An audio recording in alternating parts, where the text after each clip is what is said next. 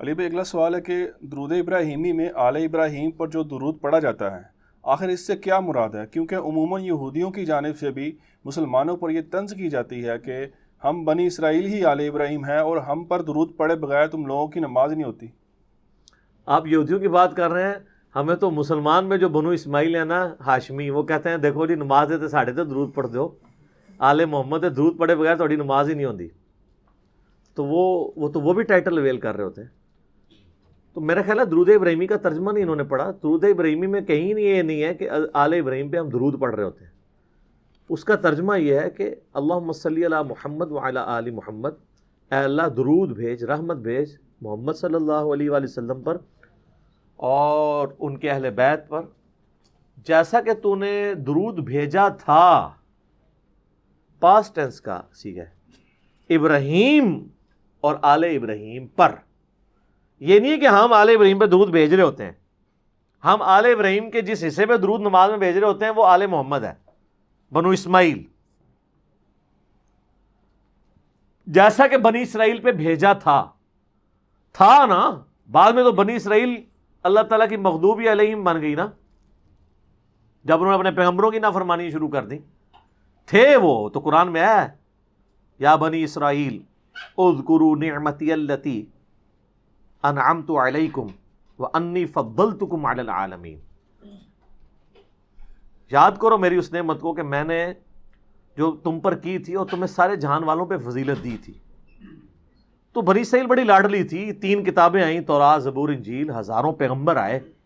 بعد میں جب برگشتہ ہوئے دین سے تو پھر ضربت علیہم الذلہ والمسکنہ، ذلت اور مسکنت ان کا مقدر بن گئی۔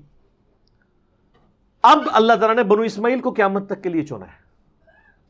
تو ہم یہ درود ابراہیمی میں یہودیوں پہ درود نہیں بھیج رہے ہوتے، بلکہ اس کا ترجمہ ہے جیسا کہ بھیجا تھا۔ تو سر جو یہودیوں کے بزرگ تھے، ہم تو ان کو علیہ السلام کہتے ہیں، رضی اللہ عنہ کہتے ہیں۔ حضرت عیسیٰ یہودی تھے، یہودی نسل تھے نا، ان پیغمبروں کی ہم عزت کرتے ہیں۔ حضرت داؤد علیہ السلام، حضرت سلیمان علیہ السلام سب یہودی نسل تھے، ان کے جو صحابہ تھے ہم ان کی عزت کرتے ہیں۔ لیکن اگر وہ کہتے ہیں آج کے یہودیوں پہ ہم درود پڑھ رہے ہیں، تو ان پہ پڑھ نہیں رہے، ہم کہہ رہے ہیں جیسا کہ اللہ تو نے ان پر درود بھیجا تھا۔ اور درود کیا تھا کہ اللہ تعالیٰ نے بنو اسرائیل کو چنا تھا، ان پہ اپنی رحمت کی تھی، ان میں پیغمبر بھیجے، کتابیں بھیجی، من و سلوہ، ان کو جنتی خوراکیں کھلائیں۔ آج تک اس کے اثرات باقی ہیں۔ دیکھ لیں یہودی بڑے خوبصورت ہوتے ہیں، ان کے باؤ اجداد نے جنتی خوراکیں کھائی ہوئی ہیں۔ جس طرح آپ کے پیر جو ہیں وہ اچھی خوراکیں کھاتے ہیں، اے سی میں رہتے ہیں، تو وہ بھی بڑے خوبصورت ہوتے ہیں، چٹی چمڑی ہوتی ہے۔ تو اس طریقے سے یعنی اثرات تو ہوتے ہیں۔ یہ ہم ان کے اوپر درود نہیں بھیج رہے ہوتے، بلکہ ایک پاسٹ ٹینس کے صیغے کا ذکر کر رہے ہوتے ہیں۔ ٹھیک ہو گیا؟ اچھا، اس میں سے وہ افضلیت والا ایشو بھی نکالتے ہیں ایک، کیا کہ جی آل ابراہیم جو ہے افضل ہے، اسی لیے اس کا ذکر آیا کہ اس طرح سے درود پڑھیں جیسے آل ابراہیم پر درود پڑھا۔ تو اس کے لیے پھکی ان سے لے لیں ہم سے کہ ان کو کہیں کہ اس طریقے پہ اگر یہ بات مان لی جائے تو کرسچنس کے لیے ہم کہیں گے، وہ بنو اسرائیل ہے نا، کہ اللہ تعالیٰ نے کہا کہ عیسیٰ کی مثل حضرت آدم کی مثل ہے اللہ کے نزدیک۔ جی، تو پھر کیا وہ کہیں گے کہ حضرت آدم علیہ السلام حضرت عیسیٰ سے افضل ہیں، کہ ان کی مثال کے طور پہ بیان کیا جا رہا ہے؟ اس میں افضلیت غیر افضلیت کا ذکر نہیں ہو رہا، بلکہ اس مماثلت کا ذکر ہو رہا ہے کہ جیسا کہ ان کو تو نے نوازا تھا ان کو بھی نواز۔ یہ نہیں ہے کہ جتنا ان کو نوازا تھا ان کو نواز۔ اب اس میں کئی چیزیں جو امت محمدیہ میں ٹرانسفر نہیں بھی ہوئی، مثلا بنو اسماعیل کو اللہ نے نبوت سے نہیں نوازا نبی صلی اللہ علیہ وسلم کے بعد، بنی اسرائیل پہ آل ابراہیم پہ تو نبی آتے گئے، یہ دروازہ تو بین ہو گیا نا۔ لیکن ایک فضیلت ایسی دی کہ بنو اسرائیل کی جو نبوت تھی، ان کے جو پیغمبر تھے وہ وقت کے لیے اور ایک قوم کے لیے ہوتے تھے۔ بنو اسماعیل کے پیغمبر کو اللہ تعالیٰ نے پوری جہان والوں کے لیے بنایا اور قیامت تک کے لیے بنایا۔ تو جیسا کہ اس میں بات فضیلت کی ہو رہی ہے، اس کی انٹینسٹی کی نہیں ہو رہی، اس کی فارمز کی یا موڈز کی یا کیٹیگرائزیشن کی بات نہیں ہو رہی ہے۔ ہم کہتے ہیں کسی پیغمبر کی نفی نہ کرے، لا نفرق بین احد من رسلی۔ ٹھیک ہے، اگر کرسچن کہتا ہے کہ میں محمد رسول اللہ کو بھی مانتا ہوں لیکن میری زیادہ عقیدت حضرت عیسیٰ کے ساتھ ہے، دین واٹ، کیا فرق پڑ جائے گا؟ یہاں تو سنی شیعہ حضرت علی اور بکر کی محبت کے اوپر لڑ رہے ہیں، اس سے کیا دین کا فرق پڑتا ہے؟ اس سے بھی نہیں کوئی فرق پڑتا، اس سے بھی کوئی فرق نہیں پڑتا اس حوالے سے۔ باقی یہ ٹھیک ہے کہ نبی علیہ السلام نے کہا کہ تم مومن کامل نہیں ہوگے جب تک سب سے بڑھ کر نہ ہو جاؤ۔ تو اگر کوئی کسی میں کسی حوالے سے کمزوری پائی جاتی ہے، ویسے کلیم تو کوئی نہیں کرے گا کمزوری پائی جاتی ہے، پریکٹیکلی تو سارے مسلمانوں کے دل میں رسول اللہ کی جو محبت ہے نا وہ دنیا کی محبتوں سے کم ہی ہے، کیونکہ جب ہمیں چوز کرنے کی باری آتی ہے نا تو ہم رسول اللہ کی محبت میں گلے پھاڑ کے نعرے تو لگا سکتے ہیں گستاخانہ کارٹونز کے اوپر، داڑھی نہیں رکھ سکتے۔ داڑھی رکھنے سے ہمیں کون سی چیز مانے ہوتی ہے؟ محبت کا تقاضا ہے۔ آج تک یہ جو نوجوان شیشے توڑ رہے ہیں، کسی نوجوان نے آ کے اعلانیہ نیت کی ہے کہ تم نے رسول اللہ کے کارٹون بنائے صلی اللہ علیہ وآلہ وسلم اور ان کی مبارک داڑھی میں بم دکھایا تو میں داڑھی کر آج سے پہلے نہیں رکھی تھی، میں ہوں رکھتا جے، چلو آ جاؤ نال ٹھوس۔ تو یہ جذباتی ڈاکٹرائن دکھتی ہے، علمی ڈاکٹرائن ذرا مشکل کام ہے۔ ٹھیک ہوگا۔ اچھا علی بھائی اگلا سوال ہے کہ درود شریف میں آل محمد سے مراد کیا نبی صلی اللہ علیہ وآلہ وسلم کی اولاد یعنی اہل بیت ہیں، یا کہ روحانی اولاد کے طور پر پوری امت ہی اس میں داخل ہے؟ روحانی اولاد تو ہم ہیں، اس میں تو کوئی شک نہیں ہے۔ قرآن میں ہے نا النبی اولیٰ بالمؤمنین من انفسہم وازواجہ امہاتہم، نبی علیہ السلام مومنین کی جانوں پر ان کی جان سے بھی بڑھ کر حق رکھتے ہیں، اور نبی کی بیویاں امت کی مائیں ہیں، تو لہٰذا نبی علیہ السلام امت کے روحانی باپ ہوئے اور ہم نبی صلی اللہ علیہ وآلہ وسلم کی روحانی اولاد ہوئے۔ لیکن ایز فار ایز درود شریف از کنسرن تو اس میں آل محمد سے مراد نبی علیہ السلام کی روحانی اولاد نہیں ہے، بلکہ آپ کی بیگوٹن اولاد ہے۔ اور وہ غدیر خم کی حدیث میں زید بن ارقم نے بتایا وہ اہل بیت کون ہے، آل عقیل، آل جعفر، آل عباس اور آل علی۔ ویسے شیعہ تو صرف آل علی کو ہی لے کے چل رہے ہوتے ہیں، لیکن یہ سارے نبی علیہ السلام کا ہاشمی خاندان سب کے سب اہل بیت ہیں۔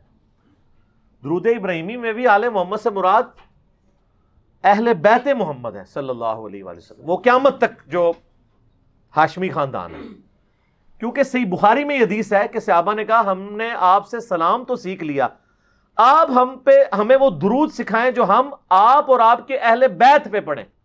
وہاں آل کا لفظ نہیں ہے، اہل بیت۔ تو آپ میں سے ہم میں سے کون بندہ ہے جو دعویٰ کرے گا کہ میں اہل بیت ہوں، سوائے وہ جو سید ہے؟ غیر سید تو نہیں کہہ سکتا میں اہل بیت رسول ہوں۔ تو بخاری کے الفاظ ہیں آپ ہمیں وہ درود سکھائیں جو ہم آپ کے اہل بیت پہ پڑھیں۔ تو نبی علیہ السلام نے کہا کہ پڑھو اللہم صلی علی محمد وعلی آل محمد کما صلیت علی ابراہیم۔ تو آل کی ڈیفینیشن نبی علیہ السلام نے خود اہل بیت سے کی ہے۔ وہ کہتے ہیں دیکھیں قرآن میں آل فرعون کا بھی ذکر ہے، فرعون والے، تو یہاں آل محمد سے مراد محمد والے، تو محمد والے ہم بھی ہیں۔ یہ چیزیں سب اس وقت تک تھیں جب تک نبی علیہ السلام اسے کیٹاگرائز کر کے خود کلیئر نہ کرتے۔ اگر یہ بخاری کی حدیث نہ ہوتی نا تو آپ کرالری کے طور پہ بے شک پوری امت کو بیچ میں شامل کر لیتے، لیکن چونکہ نبی علیہ السلام نے اس کو کلیئر کٹ یہ بات کر دی ہے، آپ سے جو سوال ہوا ہے تو آپ نے اس میں اہل بیت کو ہی شامل کیا ہے، باقی لوگوں کو نہیں۔ باقی تو ہم اس کے ساتھ بہت کچھ لگا دیتے ہیں، وَأَصْحَابِهِ وَعُلَمَاءِ مِلَّتِهِ، وہ بھی بریلوی ہی و دیوبندی ہی۔ ظاہر ہے علماء ملتی جب کوئی بریلوی کہہ رہا ہوگا تو وہ اپنے علماء کو کہہ رہا ہوگا، دیوبندی علماء کو علماء ملتی نہیں کہہ رہا ہوگا، ٹھیک ہے نا جی۔ اور پھر آگے وہ کہتے ہیں اولیاء امتی ہی، اولیاء بھی اپنے فرقے کے۔ تو بس ادھر تک ہی رہے اللہم صلی علی محمد و آل محمد، ٹھیک ہے۔ باقی رہ گئے ادر دین اہل بیت جو لوگ فوت ہو چکے ہیں، ان کو ہماری دعاؤں کا حصہ ویسے ہی مل رہا ہے، وہ تو ہم پہ واجب ہے۔ ربنا اغفر لنا ولاخواننا الذین سبقونا بالایمان، اہل ایمان کی نشانی ہے کہ وہ اپنے مرے ہوئے لوگوں کے لیے دعا کرتے ہیں۔ تو ہم دعا جب کرتے ہیں اللہم ربنا آتنا فی الدنیا حسنہ وفی الآخرۃ حسنۃ وقنا عذاب النار، پوری امت کے لیے دعا ہو رہی ہوتی ہے۔ لیکن درود کے اندر آل محمد سے مراد اہل بیت ہیں، بخاری میں واضح موجود ہے۔ اب مجھے کوئی عربی لنگوسٹک کی جتنی مرضی کہانیاں کرائے، اس کا اینڈ رزلٹ تو ہے کہ نبی علیہ السلام نے اس کو ڈیفائن کرنا ہے نا۔ اس طریقے سے اگر آپ رزلٹ نکالنے شروع کریں گے، آپ جو مرضی نکالتے رہے، عربی لنگوسٹک کے اوپر آپ جائیں گے تو پھر بہت معاملات خراب ہو جائیں گے۔ اصطلاحاً معنی جو چل رہے ہوتے ہیں وہی لینے ہوتے ہیں، اور جب نبی علیہ السلام اس کی خود تشریح فرما دے پھر تو کسی کی جرت نہیں ہے کہ وہ یہ بات کر دے۔ مثال کے طور پر اردو میں ہم شوربہ لفظ جو استعمال کرتے ہیں، فارسی کا لفظ ہے نا۔ اگر میں کہوں میں نے شوربے سے روٹی کھائی تو آپ سمجھ جائیں گے یا تو وہ چکن کا شوربہ ہوگا یا آلو مٹر کا شوربہ ہوگا، یہی سمجھیں گے نا۔ لیکن فارسی لنگوسٹک میں شوربے کا مطلب ہوتا ہے، لنگوسٹک میں اصطلاح میں یہی مطلب ہے فارسی میں بھی شوربے کا. شور کہتے ہیں نمک کو، با کہتے ہیں پانی کو، نمک والا پانی. تو آپ اگر میں کہوں میں شوربے سے روٹی کھائی تو آپ یہ کہیں گے کہ علی بھائی نے ایک کولی میں تھوڑا سا نمک لیا، اس میں پانی ڈال کے گھول کے کھائی، ایسے تو نہیں کہیں گے، کیونکہ اصطلاح اس کا مطلب کچھ اور ہے. یہی کھلواڑ غلام پرویز نے کیا ہے. اس نے قرآن کی اس کو لغت ہی لاتا لکھنی پڑ گئی، اسی لیے آپ کو پتا ہے اس نے اپنی لغت لاتا لکھی ہے. غلام پرویز کو منکرین حدیث کہنا، یہ اس کو آپ کلین چٹ دے رہے ہیں. ایک بندہ جو ہے وہ زکام کا مریض ہے اور ساتھ اسے بلڈ کینسر بھی ہے، تو آپ یہ کہیں گے کہ یہ زکام کا مریض ہے؟ آپ اس کی بڑی بیماری کا ذکر کریں گے جو جان لیوا ہے. غلام پرویز کی منکرین حدیث ہونا یہ چھوٹی بیماری ہے، وہ اصل میں منکر قرآن تھا. منکر حدیث بعد کی بات ہے، اس نے قرآن کی تعریف کی ہے، قرآن کے الفاظ اسی طریقے سے خود اپنا لقمہ ان کے منہ میں ڈالا ہے، اور جہاں جہاں پھر وہ چوری کرتا ہے تو پکڑا جاتا ہے. اگر میں آپ سے کہوں کہ جب سے میں نے بریانی کھائی ہے میرے سینے میں آگ لگی ہوئی ہے، تو میرا بچہ بھی اس آگ سے مراد فائر نہیں سمجھے گا جو لکڑی سے لگتی ہے، بلکہ اصطلاحاً مانا لے گا جلن. لیکن اگر آپ کہ نہیں جی وہ اردو کی ڈشی میں آگ کہتے ہیں جو لکڑیوں سے جلائی جاتی ہے، تو یہ اصل میں وہ والی آگ کا ذکر کر رہے تھے، آپ کو سمجھ نہیں آئی ہے، تو اس کے لیے پھر آپ کو زیادہ لغت لکھنی پڑے گی. یہی غلام پرویز نے کیا ہے قرآن کے ساتھ. اور سب سے بہتر رد ان کا کیا ہے جاوید احمد غامدی صاحب نے. فکر پرویز کی خرابی، یوٹیوب پہ ایک کلپ ہے 1989 کی ان کی ویڈیو ریکارڈ ہے، آلموسٹ آج سے 30 سال پہلے اس زمانے میں. تو اس میں انہوں نے اس طرح کی چیزیں ہائی لائٹ کی. تو اس طرح کی یعنی کھلواڑ نہیں الفاظ کے ساتھ کرنا چاہیے. آل محمد سے مراد وہی ہے جو نبی علیہ السلام نے خود ڈیفائن کر دیا. تو آپ اس میں اب جتنے لوگ منکرین نماز ہیں وہ بھی کہتے ہیں کہ جو قرآن میں ہے نماز قائم کرو، اس سے مراد نماز پڑھنا نہیں ہے، یہ اور ہی مطلب ہے. وہ اس طرح نہیں ہوتا. اس طرح کے الفاظ کو لے کے نبی علیہ السلام ہمارے ٹیچر بنا کے اس لیے بھیجے گئے ہیں کہ کوئی شخص اس میں کھلواڑ نہ کرنا شروع کر دے.